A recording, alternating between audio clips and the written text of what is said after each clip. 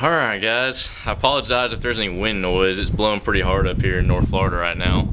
But this is the first pretty day we've had in about a week, so I kind of had to take advantage of it. Sun's finally shining, I can shoot a video.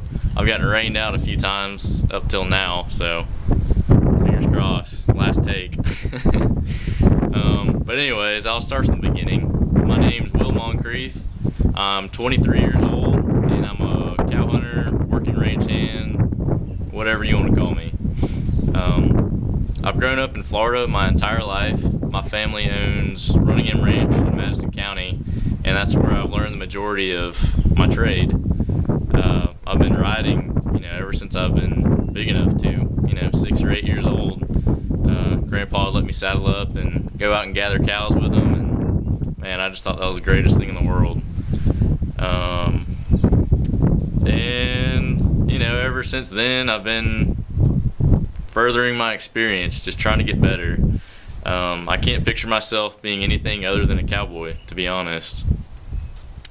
I'm just gonna assume you guys know absolutely nothing about cowboying, so I'll just kind of tell you a little bit about it. Typical ranch hand cow hunter, the day works, is gonna make about $125 a day. You have to supply your own horse, saddle, rope, slicker, truck, trailer, hole diggers, wire pliers, hammer, and anything else you might need. The ranch you work for is not going to eat any of those costs. So already up front, you've got a lot of capital invested in this job, and you're making $125 a day. So I think it goes without saying that you don't do this job for the money. You do it because it's what you enjoy, and that's why I like it.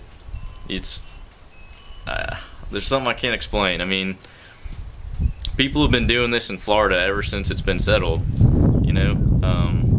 I've got friends that their families go back 9 generations, and they're doing the same thing that their family did, and that's just cool to me.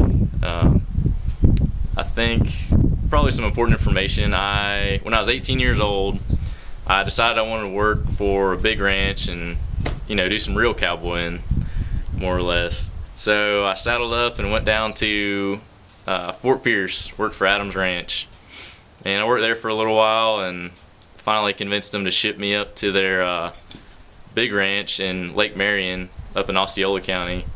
And that place was like 32,000 acres, somewhere in there, and it's still pretty wild.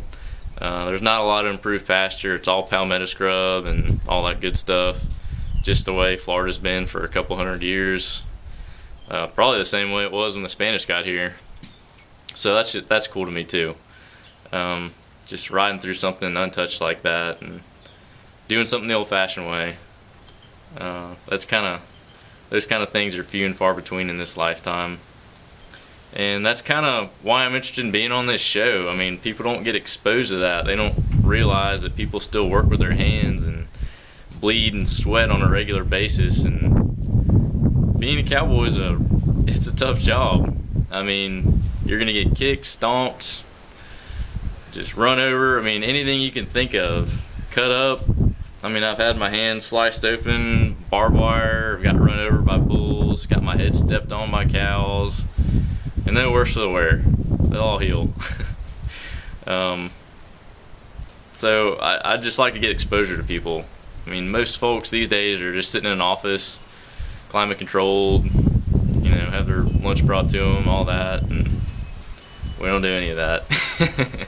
You're out in the elements 365 days a year, getting rained on, burned up, frozen, whatever it is outside. And I'm fine with that. That's what I love to do. But let's see. Sorry, I probably should have scripted this a little more, but I kind of figured y'all wanted raw and just see how I talk on camera, so that's what I'm doing. I guess I can tell you a little story.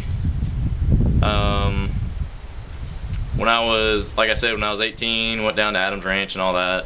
I never really carried a rope until then because I just never needed it up here. I mean, we roped for fun and stuff like that, but it wasn't necessary. But down there, you got to catch a lot of wild cows, so I mean, you need a rope. That's the only way you're gonna catch them. So on one such occasion, two other guys and I were sent out to go catch one of these renegades. So we locate him after a couple hours of hunting. The dogs bay him up, and he'd been roped before, so he knew the drill. He just ran into a cabbage hammock and got underneath one of the fans, so it was hanging over his head, so you couldn't get a rope on him. And I was the only one not carrying a rope, so I had the job of getting on foot and going in there and bringing him out. Well, I get off my horse, and the other guy's positioned kind of right behind me on his horse. And I go in there and I'm throwing sticks at him, and I get probably literally 2 feet away, and he's holding fast.